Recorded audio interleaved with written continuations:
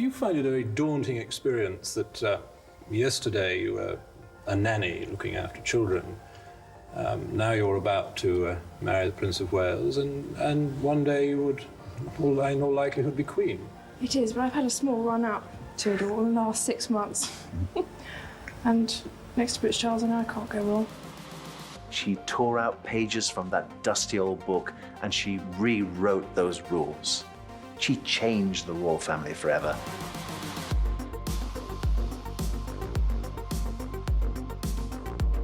Princess Diana's fashion style is iconic and really can be divided into 3 major eras. Pre-Charles, during the royal years, and post-separation. It was just like a phenomenon. I mean, people would scream when they saw Diana. It was almost like Beatlemania.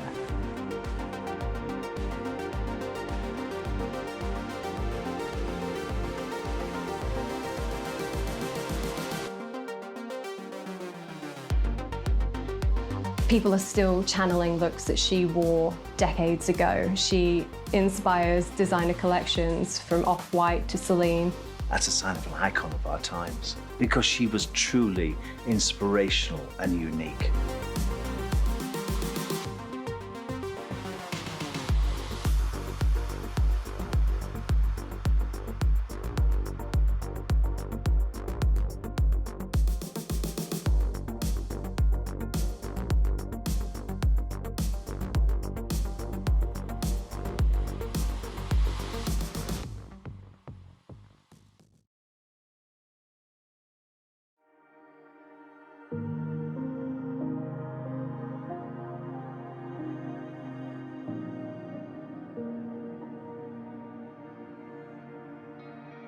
In the summer of 1980, the Queen told me that a young girl was coming to stay for the weekend. Right, but Prince Charles did give us a hint himself. He said we wouldn't have to wait too long.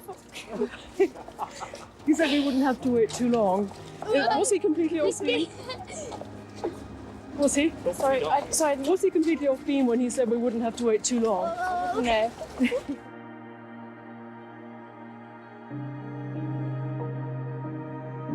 My name is Paul Burrell. For 21 years, I looked after the British royal family. For 11 years, I looked after Her Majesty the Queen, and for the following 10 years, Princess Diana.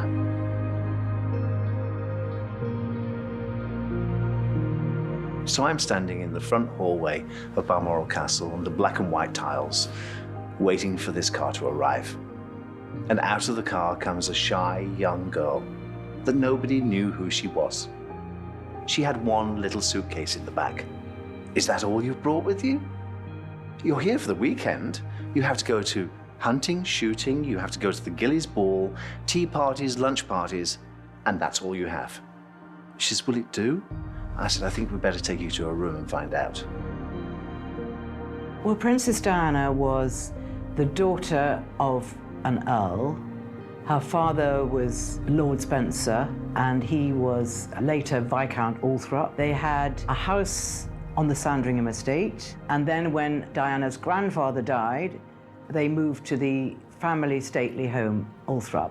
And the Spencer family were quite an ancient aristocratic family, and Diana was very proud of her heritage. I mean, they were actually probably grander than the royal family. So in the early years, Diana was very much conservative, very, very shy, and you can tell from when she is posing in pictures in that era, she sort of has her head to the side and she's very stooped, so it's as if she's trying to disappear. Hi, my name's Penny Goldstone. I'm the fashion editor at Marie Claire UK. She didn't really deal well with media attention at the time. She saw photographers following her and she said, look, I'm working at this kindergarten. Do come and follow me and you can take a picture of me and then sort of leave me alone. And she was wearing a sweater vest over a shirt and a long skirt and ballet pumps. And one of the iconic pictures that time, and it just made headlines while she was taking the pictures, the sun shone and she didn't realise it was shining through her skirt. So you could see her legs, which in itself is not particularly shocking, but she didn't realise she was giving the paps what they wanted, and she was said to be horrified by it and that it was a very hard lesson to learn. And you can tell then throughout the years that she knew what shots not to give them. She grew up in Althorp Estate, so she had this country style. It was more functional than anything else. And as she moved into Culhern Court, when she lived with her housemates when she was younger, her style remains quite pared back. It's demure. She wears pie crust collars and cardigans and sweater vests and pleated skirts. I mean, she works at a kindergarten. It's not as much a focus for her. My name's Natasha Harding and I'm fashion editor for Cosmopolitan UK. In her early years, I think the most memorable style that she wore was obviously for her engagement shoot with Prince Charles. And that dress has quite an interesting story behind it. It's a two-piece electric blue suit, and it's got this glorious white pussy blow blouse underneath. And what originally happened is she went to Belleville Sassoon to find her look. And the sales assistant didn't recognise her. It was a bit like that Pretty Woman scene. They were very much like, we can't help you.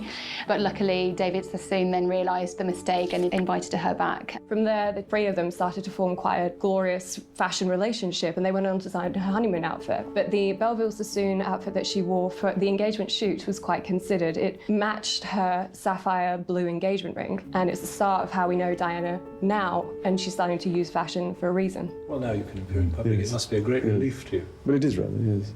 Yeah. Can you find the words to sum up how you feel today, both of you? Difficult to find the right sort of word, isn't it, really? Just delighted and happy. And I'm amazed that she's been brave enough to take me on. And I suppose in love. Of course. Whatever in love means.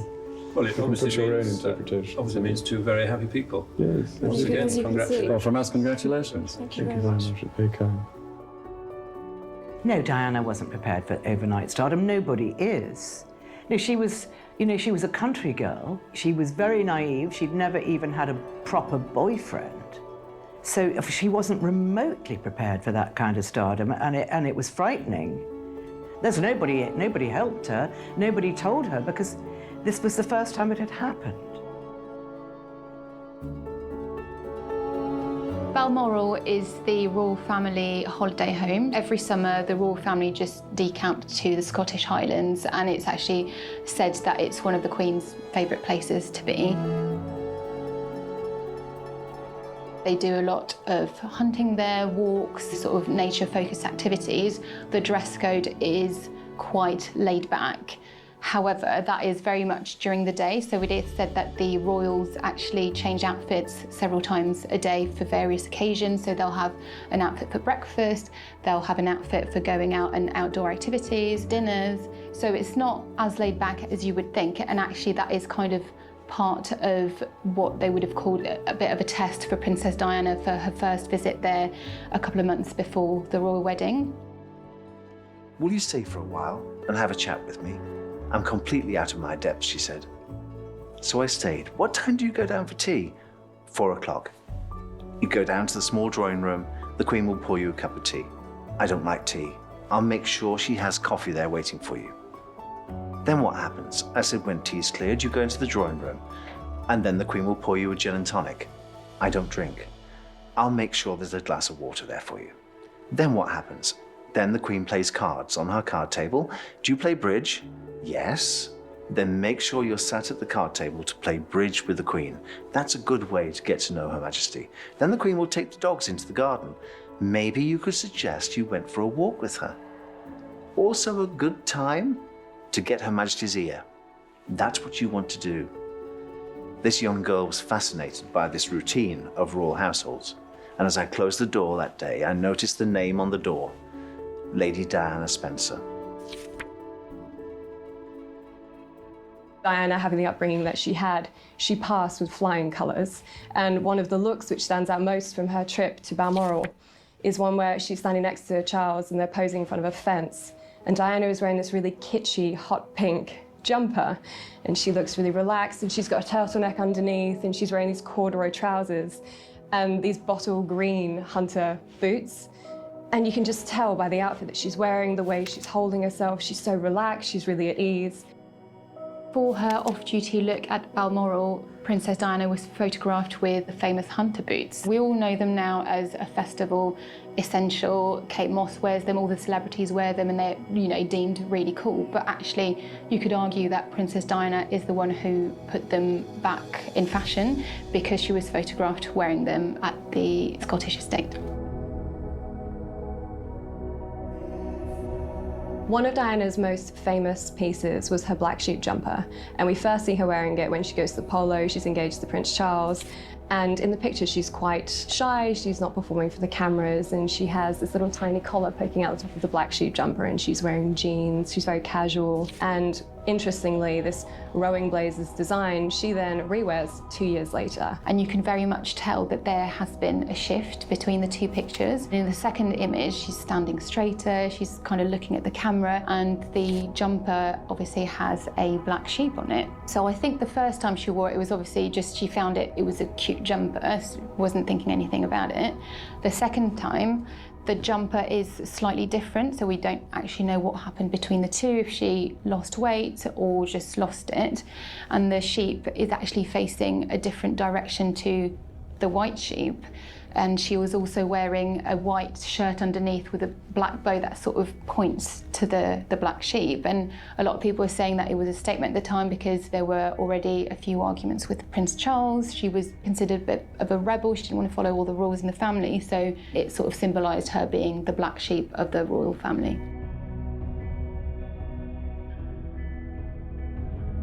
Well, the cracks in their relationship, I think they began to show very quickly. Because Diana didn't understand. I mean, after she became engaged to Prince Charles, he never seemed to be around. He was always so busy. And she was moved into Buckingham Palace, and she had her own apartment there, and he was sort of down the corridor. And she was absolutely on her own. I mean, a friend of mine actually was her footman and told me a lot about her at the time. And she was very lonely. She didn't feel she could have her girlfriends there. And I mean, Buckingham Palace is quite a strange place for a teenage girl to be incarcerated, which is really what she was. I personally think that Diana fell in love with Prince Charles. It's obvious to me that she was a young, naive girl, and she fell in love with the prince. Now, if you watch that piece of footage when Prince Charles is asked, "Are you in love, sir?" Princess Diana's beaming, and she's giggling, saying, "Yes, yes, yes." And he says, "Whatever love is." And she looks at him as if to say, "What are you talking about? Don't you know what love is?" That was the problem from the beginning. Charles didn't really know what love was.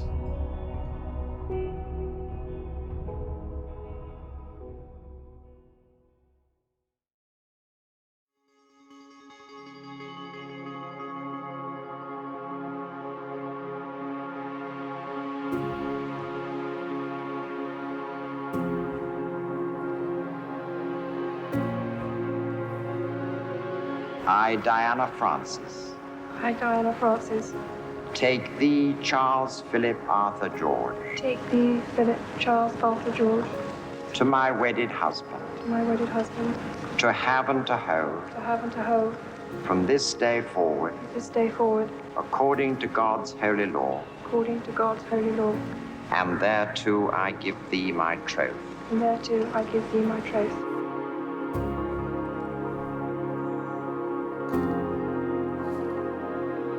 Diana's wedding dress really is one for the ages. It is peak 80s extravagance and opulence, and it was a statement. It is arguably the most iconic wedding dress throughout history, or at least one of.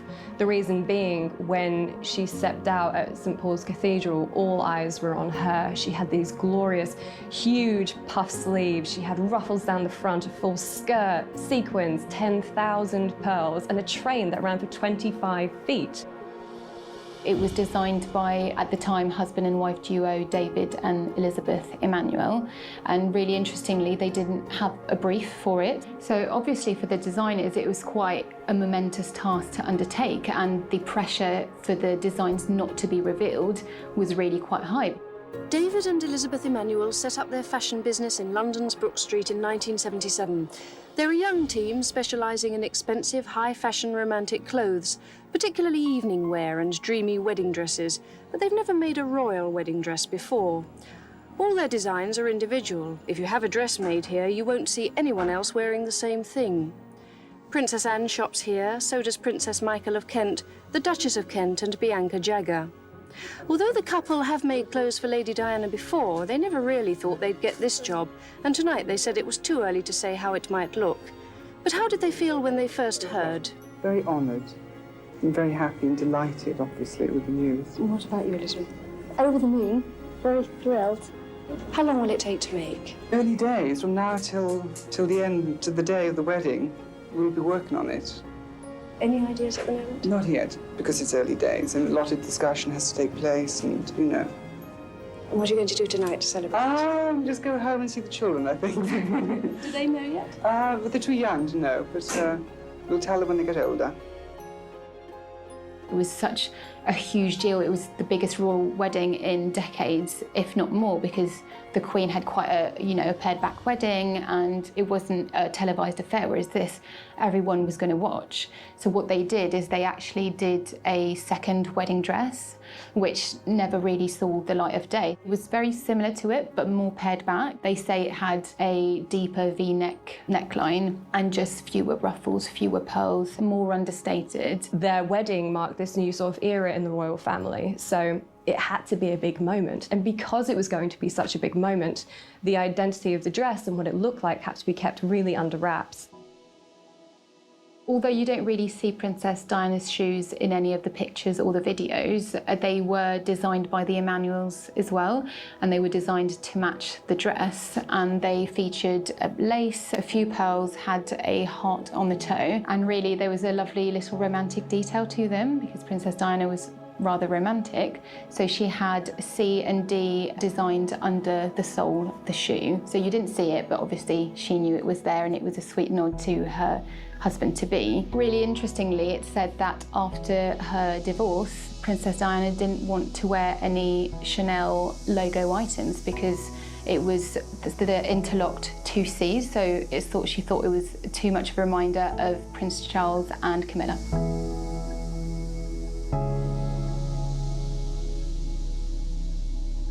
I remember the wedding of Prince Charles and Lady Diana Spencer very well because I was at Buckingham Palace. At the end of a very long red carpeted corridor, I noticed this ball of white racing towards me, and I realized it was Princess Diana. She'd rolled her train up into a ball, tucked it under her arm. She had her slippers in one hand, and she was racing down this corridor. She says, but you know, the most wonderful thing was walking down the aisle of St. Paul's Cathedral with my father. She says, but did you ever look at the footage of that? She says, next time you look at it, watch me. She says, can't you see me looking from side to side? Can you see me doing that? Do you know what I'm doing? I'm looking for her. I'm looking for Camilla. And she was there. She was even at my wedding.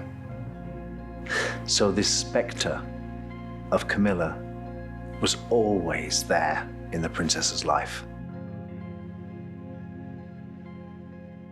I think Diana had terrible jitters on her wedding day. In fact, the night before, she'd wanted to get out of the whole thing. And she'd had a sort of funny, jokey evening with her sisters. And they said, you can't get out of it now, your face is on the tea towels.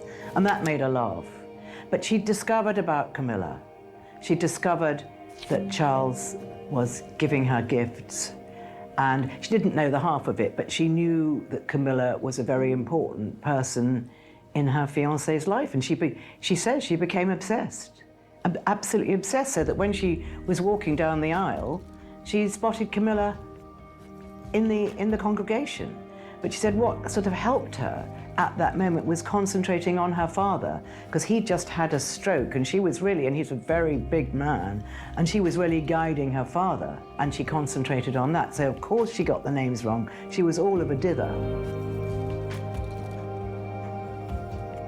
Princess Diana fell pregnant quite quickly after the royal wedding with Prince William, and that was going to mean the heir to the throne, the first royal baby in a long time. Naturally, everyone was interested and already in love with her, so wanted to photograph her maternity style at every step of the way. Perhaps the most notable thing about Diana's maternity style is that she didn't try to blend in. A lot of pregnant women even today probably don't feel comfortable or don't want to showcase their growing bump.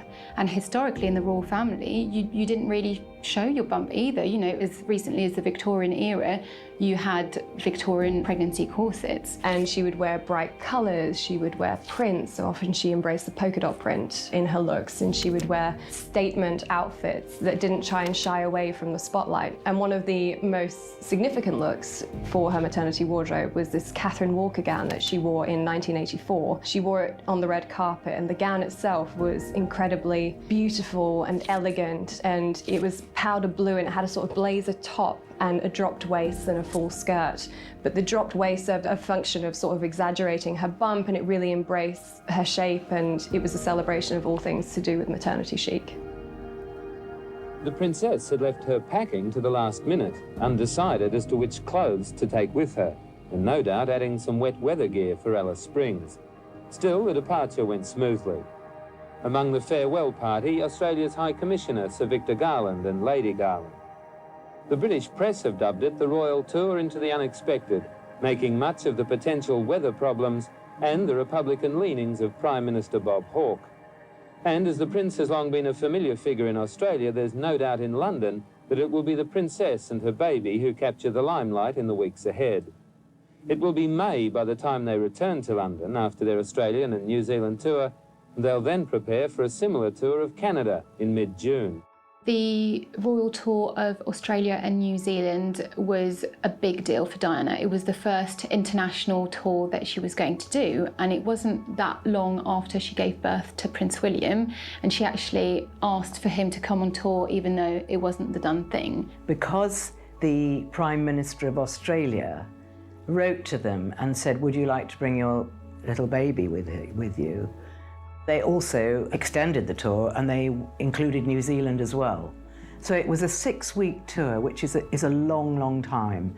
And it was, you know, as Diana described it, as a baptism of fire. And then there was a question and answer session revealing some minor royal secrets. Question: what is Prince William's favourite toy? Jamie, he loves his koala bear he's got.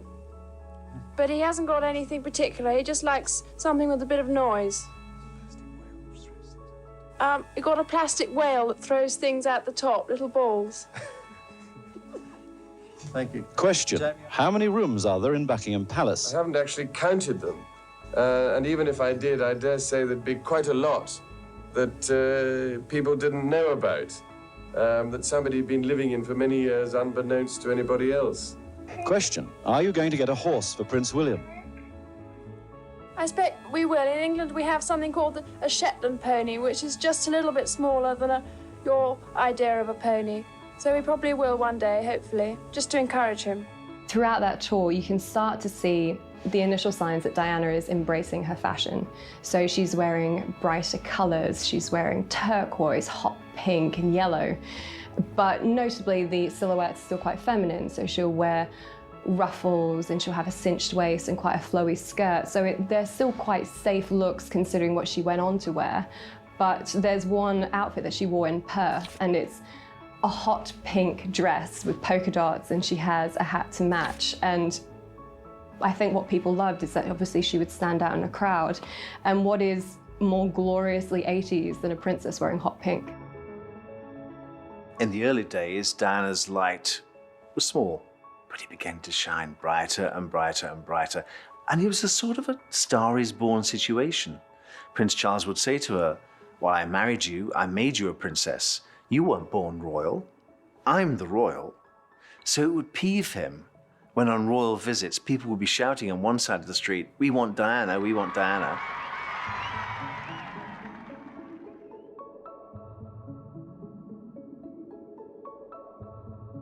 I've come to the conclusion that really it would have been far easier to have had 2 wives.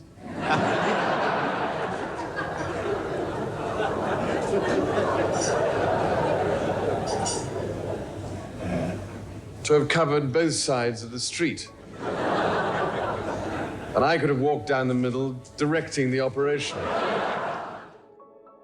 This is a man who's been born to be king. This is a man who has been treated from the very beginning as a god.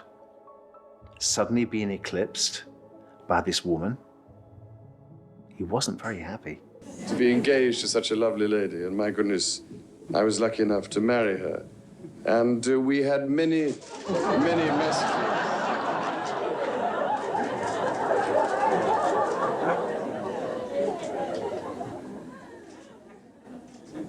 It's amazing what ladies do when your back's turned. The Royal Tour of Australia sort of cemented this idea and the start of what we now know as Diana mania. What she wore became a focus and people wanted to see her outfit. She was carving out this place for herself as an icon which we now know and love, and her looks at the time started to show the early signs of what she'd go on to achieve sartorially. Her wardrobe there was really, she was pushing the boundaries. It was really sleek yet bold. There was a beautiful sheer blue metallic dress she wore at a ball. There was the dress she was photographed in dancing with Prince Charles. There was a bright pink gown which she wore with her Spencer tiara, and people loved it. The pictures just went everywhere.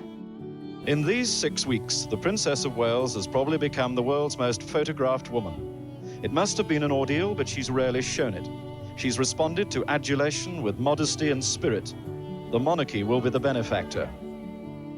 And there were, of course, the clothes, fashion with a completely individual flair. 50 outfits in 42 days.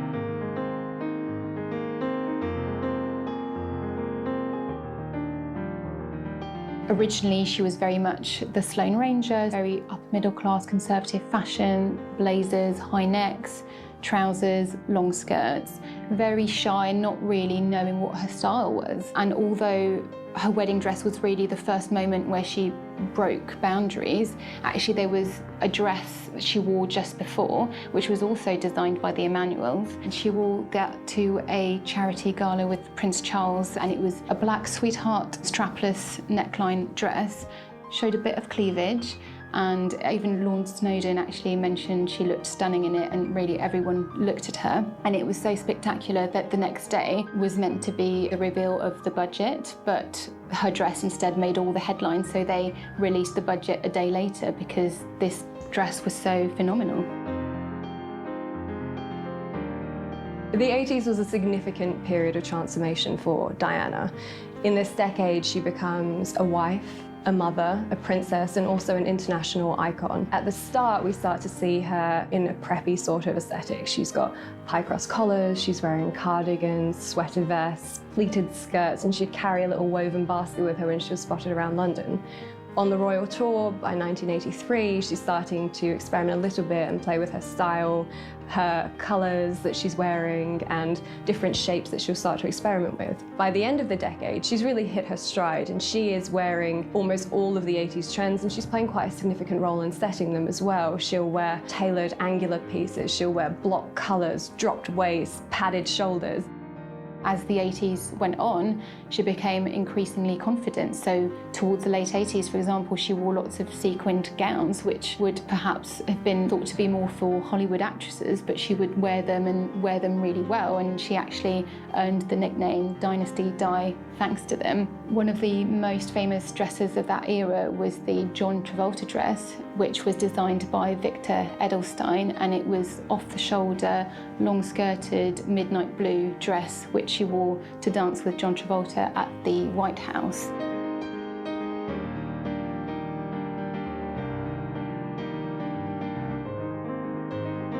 I did notice that one day, going through the drawing room, the old Queen Mother, she passed the magazine table and Diana's face was on the front of Hello Magazine. And as she walked past the table, she flipped the magazine over onto its backside and carried on walking.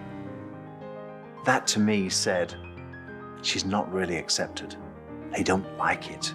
She's beginning to outshine even the senior members of the royal family.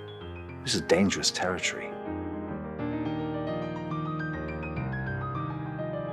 So my favourite look of Diana's in the 80s, although I'm tempted to say the John Travolta dress, it was actually a more understated style by one of her favourite designers, Catherine Walker, and she wore it for a dinner in Melbourne in 1988, and it was a light pink kind of ruched dress. It was strapless, sort of a column dress, very chic, with pale blue flowers imprinted on it, and at the back it featured quite a big spectacular bow that really elevated the dress.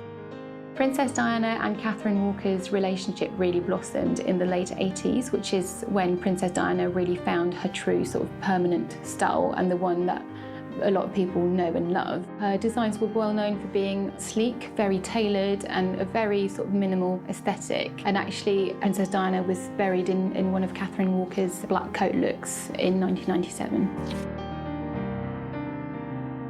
My favourite Diana look from the 80s has to be when she goes to the polo, and the specific outfit she's wearing has got this two-piece set. It's a puffy blouse with a big print on the front of it. It's monochrome, and she wears a black leather belt with white trousers, and her hair is kind of blown out in this Farrah Fawcett type vibe. And I think this signals the start of another era for Diana. She's starting to find her confidence and starting to use fashion as a way to express herself. And the fact that she also looks quite comfortable and confident, I think, is reflected in the outfit and back into how she must have been feeling back then.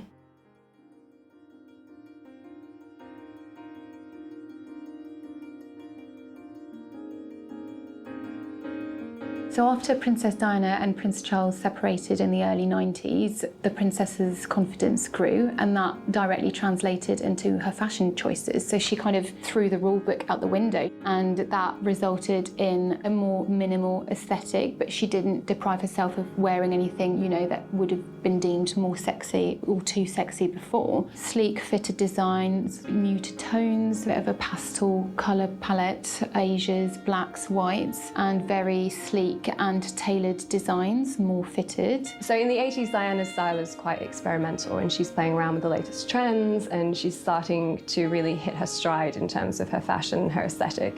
By the 90s, her style matures once again, and she's starting to dress more for her, and it's believed that this is perhaps her freest decade in terms of what she wears and why she wears what she wears.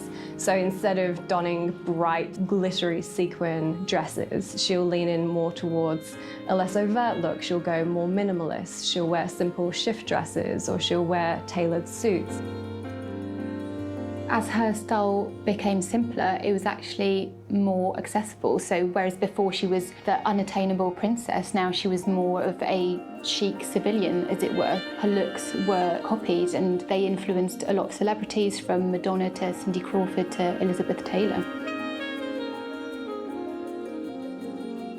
Princess Diana revealed her very famous 90s sleek haircut on the Vogue cover in 1990, and that was arguably her most iconic look and spurned so many copies. You know, she was the original The Rachel. A lot of people went to hairdressers asking to copy that look, and it was beautiful and sleek and really went with her wardrobe of the 90s.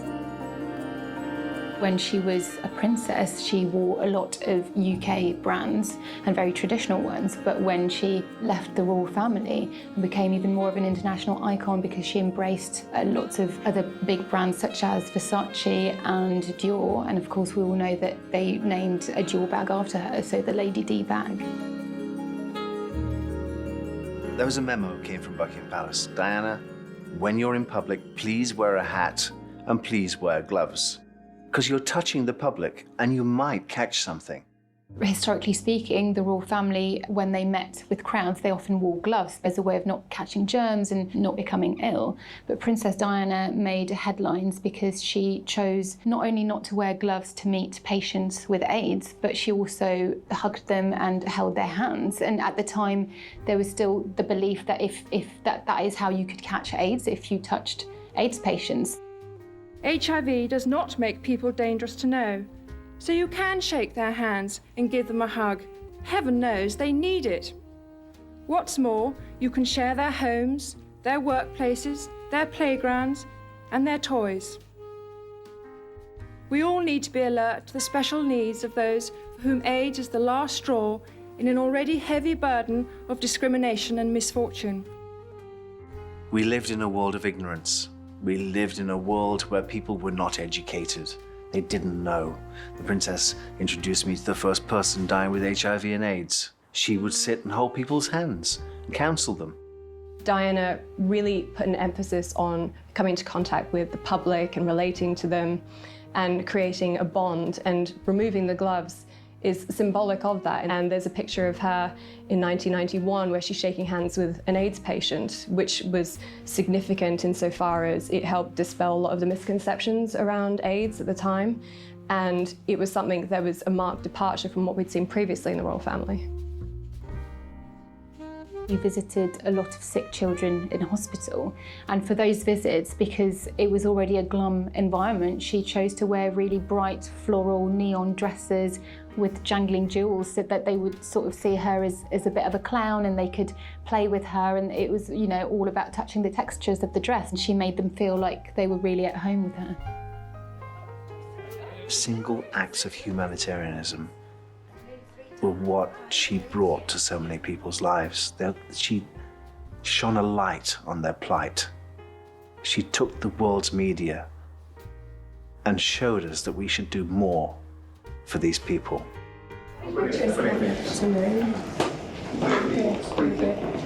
Business.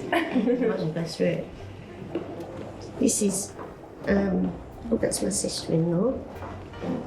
I'm meeting one day.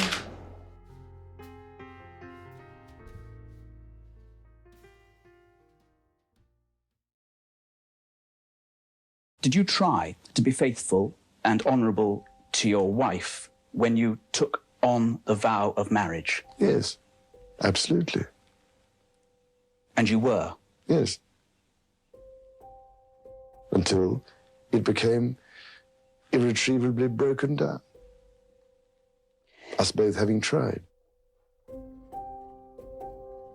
Prince Charles did an official biography with Jonathan Dimbleby and also a TV programme. It was really all about being Prince of Wales. It was the anniversary of being Prince of Wales.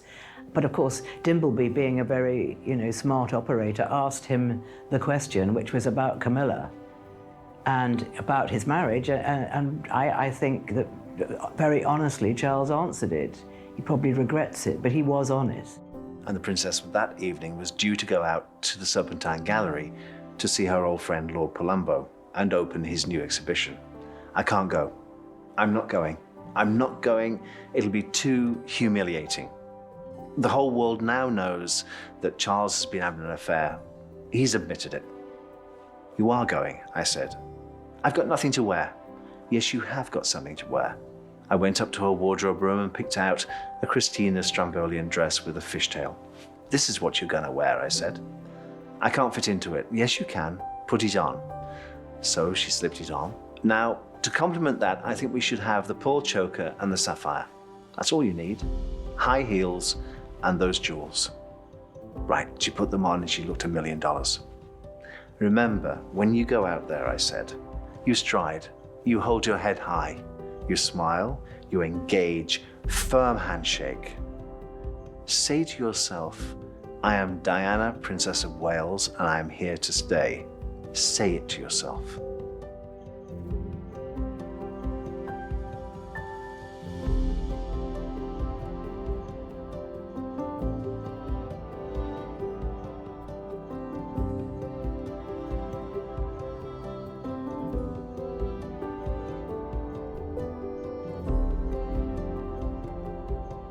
Three years earlier, she'd had the dress made, and it was perhaps thought to be a bit daring. It was quite fitted, it was off the shoulder. We can't prove that Diana knew she would eclipse Prince Charles in the headlines the next day, but we do know that she told her stylist that she wanted to look like $1 million, and that obviously resulted in her pictures being splashed across all the papers the next day and Charles being vilified.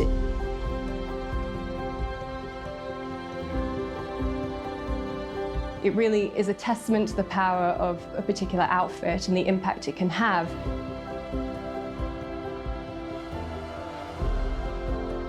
I was told a long time ago I'd backed the loser. I'd gone with the one who would be forgotten. And here we are, we're still talking about her. We're talking about her because she changed the rule book. She changed the rules for the women she'd never meet.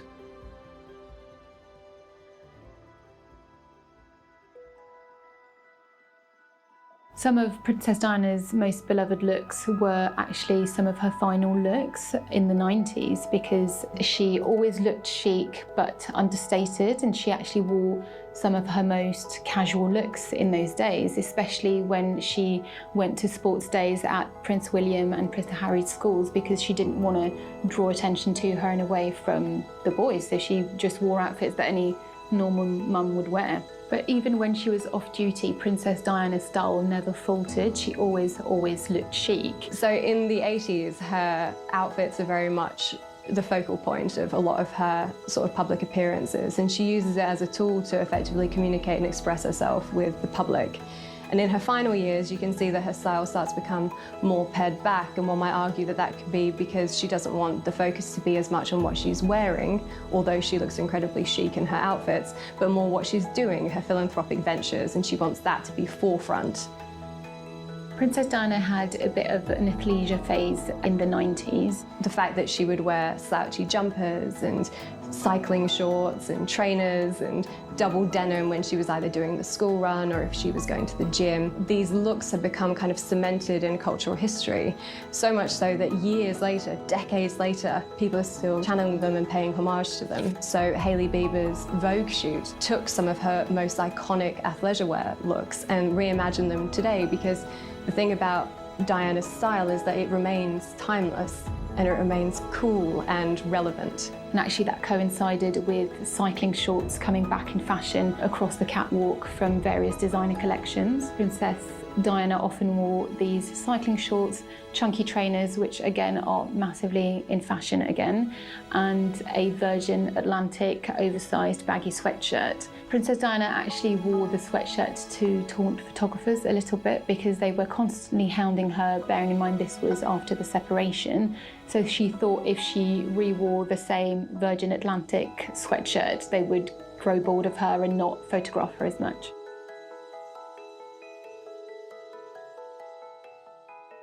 We all remember the two iconic swimsuits she wore when she was on holiday with Dodi Al-Fayed. So one of them was a leopard print swimsuit while she went jet skiing with him. The other one was a blue swimsuit with a plunging back that she wore to sit at the end of a diving board, and that is a picture that we all remember.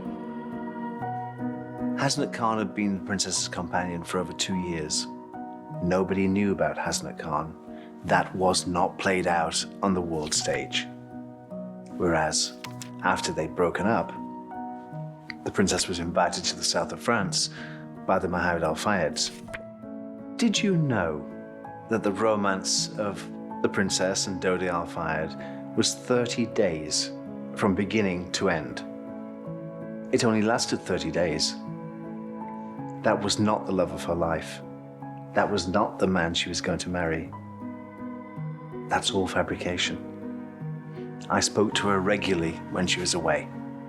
Have you seen Hasnat? I said, yes, I went for a drink with him last night. What does he think of me being here in the south of France with Dodé Alfayed? Well, he's not too pleased. Has he seen the pictures in the papers? Yes, he has, because you know his routine. You know every morning he goes to the corner shop and sees the press. You know that. And I know that's what you're doing. You're manipulating the world's media by having these pictures taken to show Hasnat who you're with. It's sort of a... Are you jealous? Do you mind? Do you care? Are you bothered? That's what Diana was saying to Hasnat Khan through those pictures in the world's media. And of course, Hasnat was bothered. And I didn't find out until recently that he called her the day before she died on her mobile phone. He called her to try and patch up their relationship. Had she returned to London, I truly believe the romance between Hasnat Khan and the princess would have been rekindled. It was too strong. It was too deep. They were true soulmates. Princess Diana's style, especially in her later years, is still very much referenced today and very much influences designers and trends, from cycling shorts to high-waisted jeans, oversized blazers, square neck dresses. A lot of people want to be like Princess Diana. During her life, Diana wearing some of the biggest trends and influencing the fashion industry is undeniable.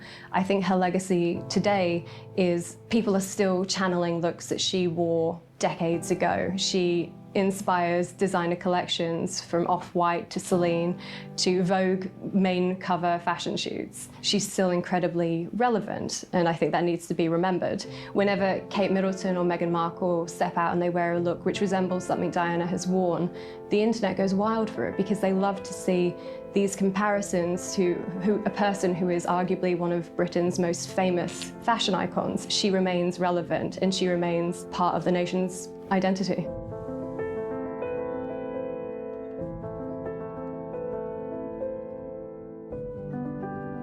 It's hard to choose a favourite look of Diana's, but if I had to, I would say one of her final outfits, which was a blue cocktail dress by Jacques Azaguri, which she wore to a performance of Swan Lake at the Royal Albert Hall. And it was very, very simple, very Audrey Hepburn-esque, and it had thick straps, a square neckline, which has come back in fashion again, another perfect example of how she's influenced designers today. And it was bright blue and it was embellished with sequins and it stopped just above the knee and it was impossibly chic.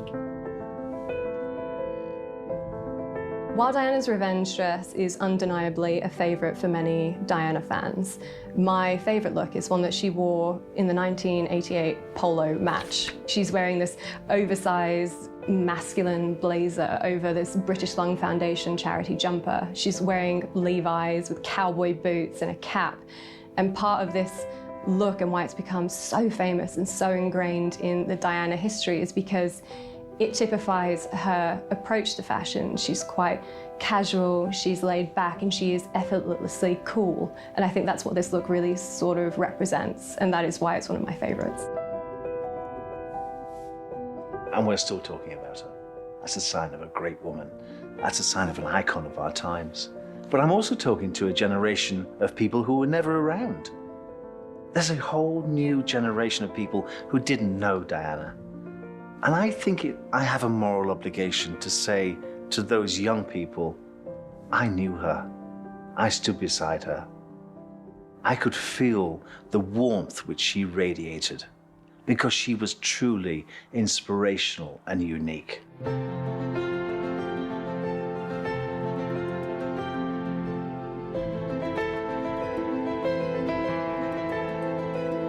Her journey throughout the 80s and into the 90s is one that the nation watched as she grew and as she flourished, and you could see that very much so in what she decided to wear. Her legacy now, the fact that the outfits that she wore years and years ago are still being celebrated or recreated, means that we all agree that Diana was incredibly timeless and stylish and iconic.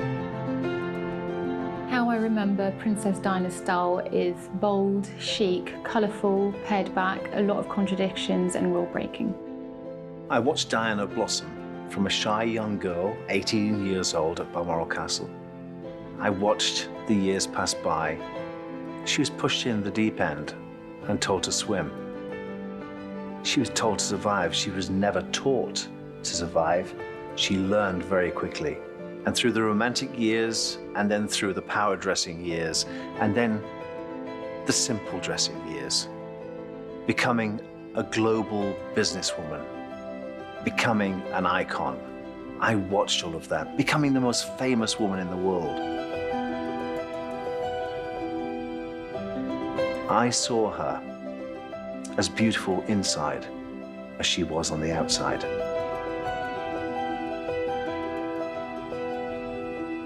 What an incredible human being.